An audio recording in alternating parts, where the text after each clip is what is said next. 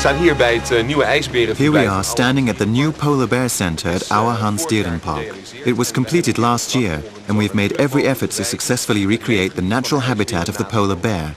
As you can see, the polar bears are behind a glass wall, which is approximately 7 centimeters thick. So our visitors can literally stand nose to nose with our polar bears.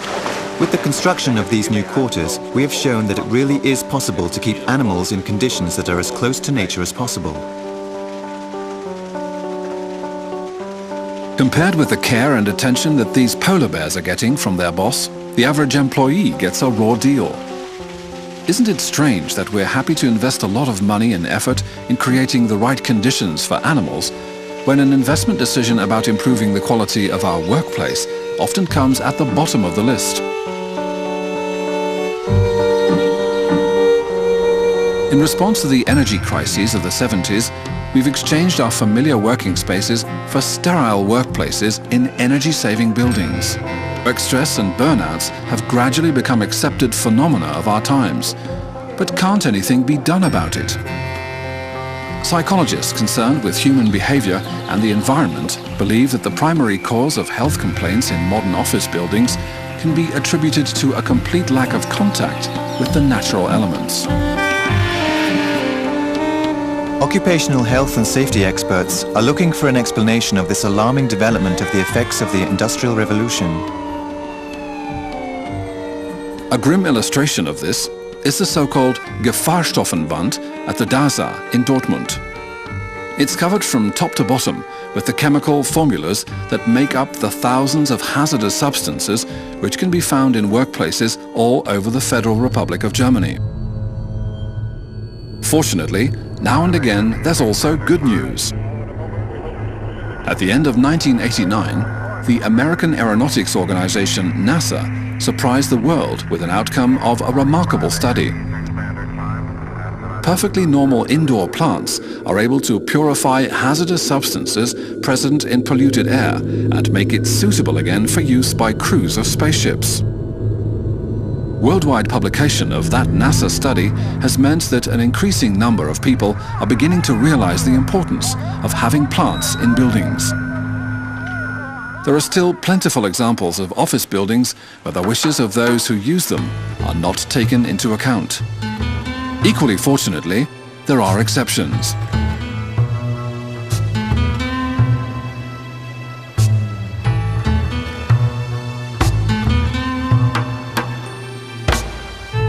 Another good example is from the City Library and adjoining cultural center in the town of Herten in Germany, where plants have replaced the role of a conventional air conditioning system.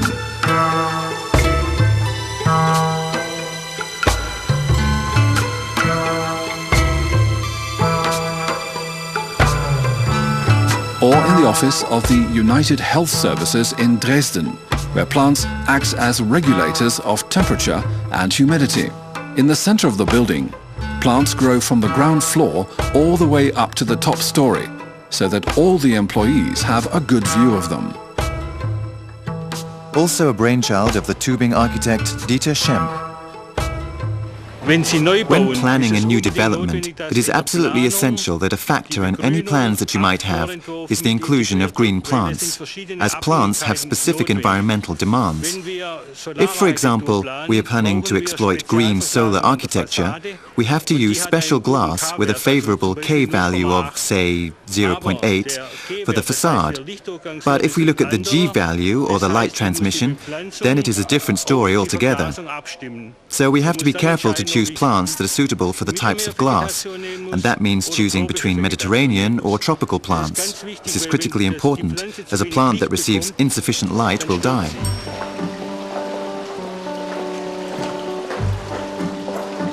The head office of engineering consultants DHV in Amersfoort. Here, the architect has deliberately created a flowing effect between the greenery around the building and the indoor plants in the workplace.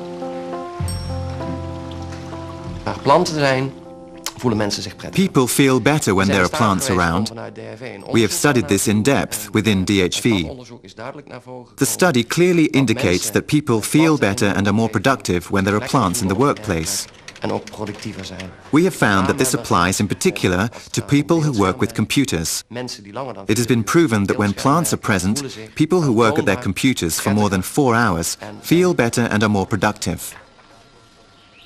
The Norwegian researcher Tove Fjeld demonstrated that the presence of plants in the workplace resulted in a 30% reduction in headaches. I was lucky to get a cooperation with the Norwegian oil company Statoil, which offered me to use 60 of their employees. And we started out with investigating how plants could affect health complaints among these office workers.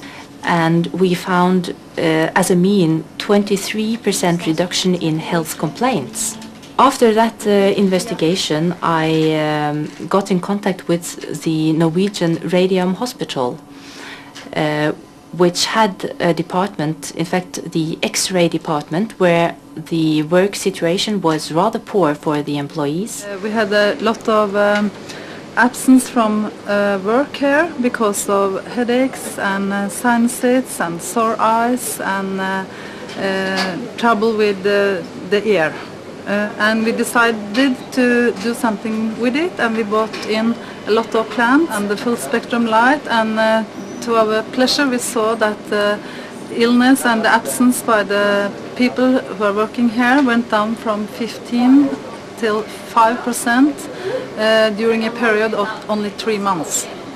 And the sickness has been on that level since then, and that's now 4 or 5 years ago. If together we can bring living plants back to the workplace, we shall eventually have fewer health complaints, less absenteeism due to sickness, more pleasure in our work, and higher performance levels.